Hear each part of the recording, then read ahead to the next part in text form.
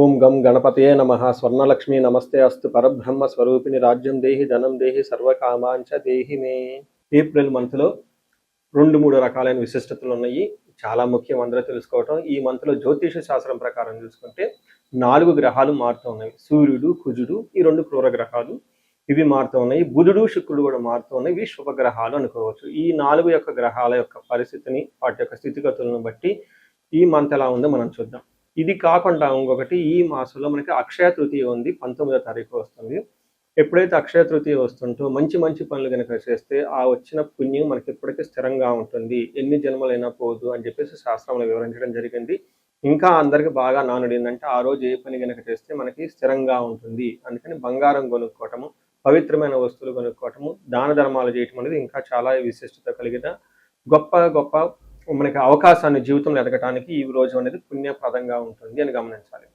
ఇవి కాకుండా ఈ మంత్ వచ్చేటప్పటికి 15 డేస్ వచ్చేటప్పుడు చైత్ర మాసంలో, ఇంకొక 15 డేస్ వైశాఖ మాసంలో ఉంటుంది. వైశాఖ మాసంలో ఉదక కుంభదానం అంటారు. అంటే పేరు ఏంటంటే చాలా టఫ్గా పెద్దగా ఉంటుందండి. సింపుల్ లాంగ్వేజ్లో చెప్పంటే వాటర్ బాటిల్స్ అనుకోవచ్చు. ఉదకం అంటే నీళ్లు, కుంభం అంటే పొట్టుకున్న పాత్ర.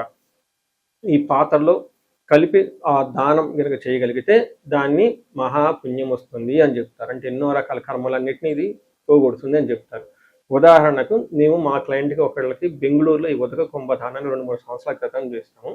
ఏం చేయాలి, ఒక రాగి చెంబు తీసుకొని దాని నుంచి మంచి నీళ్లు పట్టుకొని అందులో ఒక యాలుకాయ కానీ ఒక లవంగా కానీ వేసి దానికి కొంచెం పట్టిక కానీ ఏదైనా బెల్లం కానీ అందులో కొంచెం కలిపేసి ఆ చెంబుకి లేదంటే ఆ పాత్రకి మనం పసుపు కుంకుమ పెట్టి ఆ పాత్రతో సహా ఎవరికైనా సద్బ్రాహ్మణులు కానివ్వండి, వేద పండితులు కానివ్వండి, పితృ సమానులు కానివ్వండి, లేదా గురువు సమానులకు సంబంధించిన వాళ్ళకి కానీ మనం ఆ పాత్ర దానం చేయగలిగితే దాన్ని ఉదక కుంభదానం అంటారు. ఇలా చేయగలిగితే సూపర్. అలా చేయలేని వాళ్ళు కూడా దానికి మీరేం నిరుత్సాహపడిన అవసరం లేదు. 2 years బ్యాక్ ఎప్పుడైనా ఒక వీడియోలో చెప్తే ఇది ఏం చెప్పానంటే వాళ్ళకి వాటర్ బాటిల్స్ దొరుకుతాయి. మనకి చలివేంద్రాలని అవి ఇవిని పెడుతూ ఉంటారు పూర్వకాలంలో. ఇప్పుడు ఆ రోజు అలా పెడితే ఎవరు వాటిని కూడా చూడరు, తాగరు. ఎందుకంటే ఎక్కడ మనం ఏ కంటామినేటెడ్ వాటర్ తాగుతాము, ఏమవుతుంది, ఏ హాస్పిటల్కి వెళ్తే మళ్ళీ 2-3 వేల బిల్లు అవుతుందని చెప్పేసి అందరూ భయపడుతూ ఉంటారు. కాబట్టి బెస్ట్ థింగ్ ఏంటంటే బ్రాండెడ్ వాటర్ బాటిల్స్ ఉంటాయి. అవి చక్కగా తీసేసుకొని అందరికి దానం చేసుకుంటూ వెళ్ళిపోతూ ఉంటే అదే పుణ్యం వస్తుంది. ఇప్పుడు కాలమాన దేశ పరిస్థితులకు అనుగుణంగా మార్చి చేసుకుంటే చాలా బాగుంటుంది. ఇది నేను చెప్పడం తోటి 2 years బ్యాక్ ఒక లేడీ నాకు ఫోన్ చేసి మీరు చెప్పిన ఉదక కుంభదానాన్ని వాటర్ బాటిల్స్ నేను నా ఆఫీస్ నా కార్లో పెట్టుకొని తీసుకుని వెళ్ళానండి. అందరికి చక్కగా ఇచ్చుకుంటూ వెళ్ళిపోయాను. అందరు థ్యాంక్స్ చెప్పారండి అని చెప్పారు. ఇలా మీరు చక్కగా నీళ్ళని, వాటర్ బాటిల్స్ వీటిని కనుక దానం చేస్తే చాలా చాలా కలిసి వస్తుంది. సో ఇప్పుడు మనం ఎలా ఉంది ఈ రాశి ఫలాన్ని మనం చూద్దాం. సింహరాశి వారికి ఏప్రిల్ మంత్లో మనం చూస్తే ఫస్ట్ విశేషం తెలుసుకోబోయేందు ఇందులో ఉన్న నక్షత్రాలు మఖా 1, 2, 3, 4 పాదాలు, పుబ్బా 1, 2, 3, 4 పాదాలు, ఉత్తర ఫస్ట్ పాదం అంతా సింహరాశిలో ఉంటారు. పేరు బలం కనుక చూస్తే అది మా, మీ, ము, మేమో, టాటి, టూటే, టో అన్న లెటర్స్ అంతా కూడా సింహరాశిలో ఉంటారు. 4 గ్రహాలు మనం మూవ్ అవుతున్నాయని మనం చెప్పుకున్నప్పుడు కాబట్టి ఇందులో వీళ్ళకి ఒక్క గ్రహమే అనుకూలంగా ఉంది, మిగతా 3 గ్రహాలు ప్రతికూలంగా ఉన్నాయి. కాబట్టి ఈ మాసంలో సింహరాశి వాళ్ళు కొంచెం జాగ్రత్తగా ఉండటం ఎంతైనా అవసరం. మనకి మహర్షులు సంస్కృతంలో ఏం చెప్తారంటే సూక్ష్మ గోచారం, లఘు గోచారం అన్న ఒక కాన్సెప్ట్ ప్రకారం వీళ్ళకి వార్తల్లో హెడ్లైన్స్ లాగా సింపుల్ టర్మ్స్లో క్లుప్తంగా మొత్తం చెప్పేస్తారు. ఇందులో దాని ప్రకారం చూస్తే వీళ్ళకి పీడం, ద్వేషం, మృతిం, కలహం, పుత్రార్థలాభాత్ అని చెప్తూ ఉంటారు. అంటే ఇందులో పీడం అంటే ఏదో ఒక హెల్త్ కాంప్లికేషన్స్ పీడింపబడినట్లు ఉంటారు, మీ చుట్టూ వాతావరణం ద్వేషించబడినట్లు ఉంటుంది. అంతేకాకుండా మనకి మృతం అంటారు, అంటే ఆగిపోవటము, మనకి జీవితానికి లేదంటే లైఫ్కి కొంచెం ప్రమాదకరమైన సంఘటనలు జరిగే అవకాశం ఎక్కువగా ఉంటుంది. కలహము, శుక్రుని వల్ల గొడవలు వచ్చే అవకాశం ఉంటుంది. అంతేకాకుండా బుధుని వల్ల కొంచెం పిల్లల విషయంలోనూ లేదా డబ్బుకి సంబంధించిన వ్యవహారంలో మాత్రం చాలా అనుకూలంగా ఉంటుందని గమనించాలి. సో చూశారు కదండి, ఈ మంత్ కొంచెం జాగ్రత్తగా ఉండాల్సిన మంత్. అయితే ఇందులో అవకాశాలు కూడా వచ్చే అవకాశం ఎక్కువగా ఉంటుంది. మనం డీటెయిల్డ్గా పాజిటివ్ ఏంటి, నెగిటివ్ ఏంటి అని తెలుసుకుంటే మీకు చాలా వివరంగా ఉంటుంది. సూర్యుడు మీకు 8th house నుంచి 9వ ఇంట్లో రావడంతో సూర్యుడు ఉన్న పొజిషన్ అంత మంచిది కాదు అని చెప్తారు. 8th house ఉండటం మంచిది కాదు. 15 తర్వాత మారుతూ ఉండటంతో మనకి సంస్కృతంలో మహర్షులు ఏం చెప్తారంటే నిందాపరాధం, కలహం, ద్వేషం, నిర్దోష ధనక్షయం, పుణ్య లాభార్థ నాశాచ విచారో నవమే రవి అంటారు. అంటే 9వ స్థానంలో సూర్యుడు ఉండటం వల్ల 2 రకాలుగా ఫలితం ఉంటుంది. ఒకటి ఓవరాల్గా మంచి ఉంటుంది, అది ఓకే. కానీ మధ్యలో మీకు చాలా ట్విస్ట్లు టర్నల్స్ అన్నీ ఉంటాయి, అది గమనించుకోవాలి. ఏం జరగవచ్చు? నింద అపరాధ అంటే మీది తప్పు లేకపోయినా కానీ మీ మీద నిందలు పడే అవకాశం ఎక్కువగా ఉంటుంది, గమనించుకోవాలి. రెండోది కలహం నిర్దోషచ్చ అంటే మీరు పాపం చాలా చాలా మంచివాళ్ళు, కావాలని మీతో గొడవలు పెట్టుకునే వాళ్ళు ఉంటారు. అంతేకాకుండా ధనక్షయం, డబ్బుని మీకు మిస్యూజ్ రాంగ్ అయిపోయే అవకాశం ఎక్కువగా ఉంటుంది. ఆన్లైన్ ట్రేడింగ్ చేసే వాళ్ళకి, స్పెక్యులేటివ్ బిజినెస్ చేసే వాళ్ళకి అలాంటి పనులు ఈ టైంలో చేస్తే మీకు కలిసి రాదు, ధనాన్ని కోల్పోతూ ఉంటారు. ఇంకొక మోస్ట్ ఇంపార్టెంట్, మంచి ఉద్దేశంతో వేరే వాళ్ళకి హెల్ప్ చేద్దాము, పుణ్య లాభార్థ నాశచ్చ. ఒక మంచి పని చేస్తూ ఉంటే ఆ మంచి పని తగిలిన రిజల్ట్ మీకు రాకపోగా అది మీకు ఇంకా రివర్స్ అయిపోయి మీ మీద అనవసరమైన బండాలు అన్ని నిబంధనలు పడే అవకాశం ఎక్కువగా ఉంది, గమనించుకోవాలి. ఒక రకంగా మీరు ఇది చేద్దాం అది చేద్దాం అనే దానికంటే కూడా ఉన్న దాంతో చక్కగా హ్యాపీగా సింపుల్గా ఉండటం అయితే ఈ మంత్లో చేయటం చాలా ఇంపార్టెంట్. తర్వాత కుజుడు 8th హౌస్లో ఉండటంతో ఇది కూడా మీకు మిక్స్డ్ రిజల్ట్ ఉంటుంది. ఎప్పుడైతే కుజుడు 8th హౌస్లో ఉన్నారో వాళ్ళకి స్థాననాశనం రుణచ్ఛేద, అప్పుల గొడవలు ఎక్కువగా ఉంటుంది. ప్రొఫెషనల్ మ్యాటర్స్లో చాలా ఇబ్బందిగా ఉంటుంది. కొంతమంది జాబ్లైన పోయే అవకాశం ఎక్కువగా ఉంటుంది.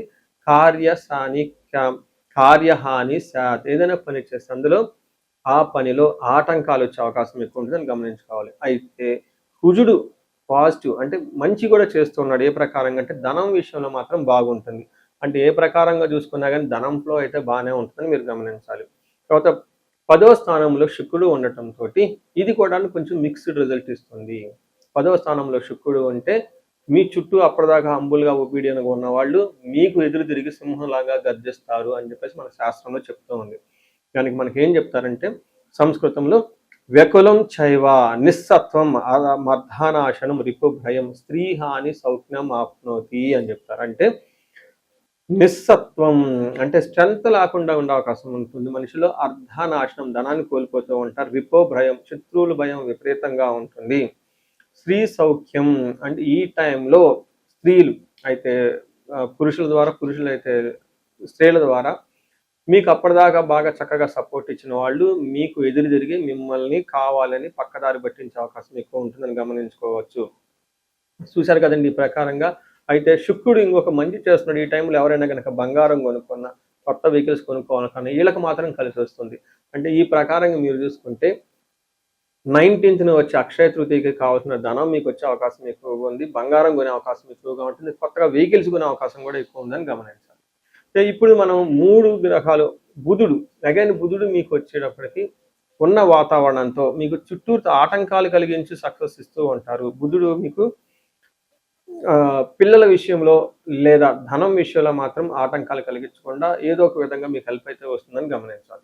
ఇప్పుడు ఇందులో ఉన్న నక్షత్రాలు చూసుకుంటే మఖ, పొబ్బ, ఉత్తర 3 నక్షత్రాలు ఉంటాయి. ఇందులో మఖా నక్షత్రం వాళ్ళకి వస్త్ర లాభము, రాజ్యము, పరవాశము, లాభము. చూసారండి 5 రకాల లాభాలు మీకు కలిగి ఉన్నాయి. అందులో ఛాలెంజెస్ వచ్చేటప్పటికి దరిద్రము, దేహపీడనము, అతి భయము. ఫైనాన్షియల్గా ఇబ్బంది ఉంటుంది, అతిగా భయపడే అవకాశం ఎక్కువగా ఉంటుంది.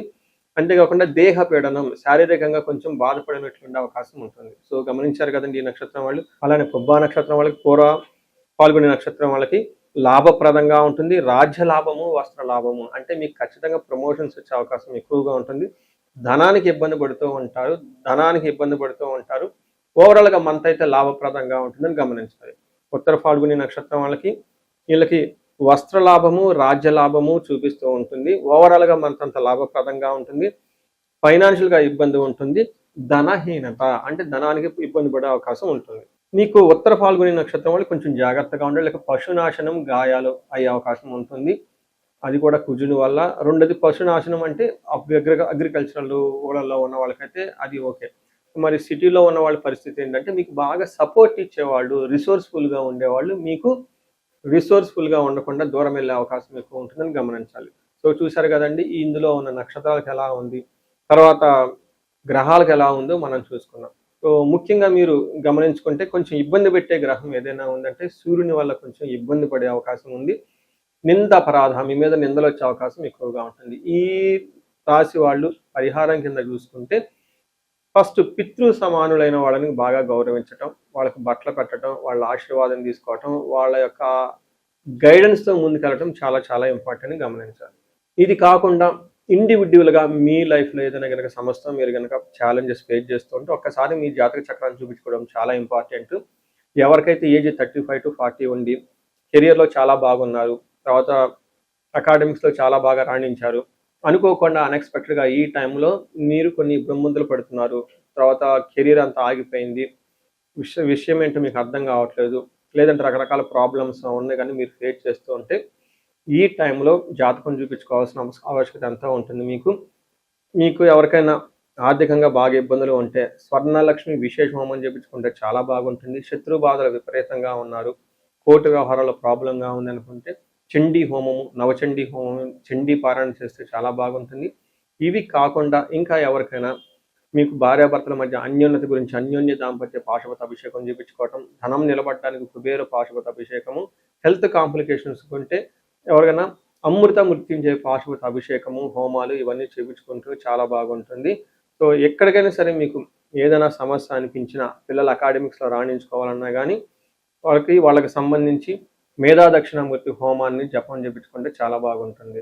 సో మీకు ఇందాక చెప్పిన విధంగా 35-45 ఉండి సరిగ్గా గ్రోత్ లేకుండా ఉంటే ఒక్కసారి మీ హారోస్కోప్ చెక్ చేయించుకొని ఏమైనా శాపాలు ఉన్నాయా, గ్రహ దోషాలు ఉన్నాయా అవి చూపించుకొని ఆ యొక్క సమస్య తీవ్రతను బట్టి రెమెడీస్ పరిహారాలు చేసుకోగలిగితే ఈ రాశి వాళ్ళకి జీవితం 10 రెట్లు ముందెళ్ళే అవకాశం ఎక్కువగా ఉంటుంది. ఈ రాశి వాళ్ళకి అష్టైశ్వర్యాలు కలగాలని, భోగభాగ్యాలు కలగాలని చెప్పేసి నేను కోరుకుంటున్నాను. నమస్తే.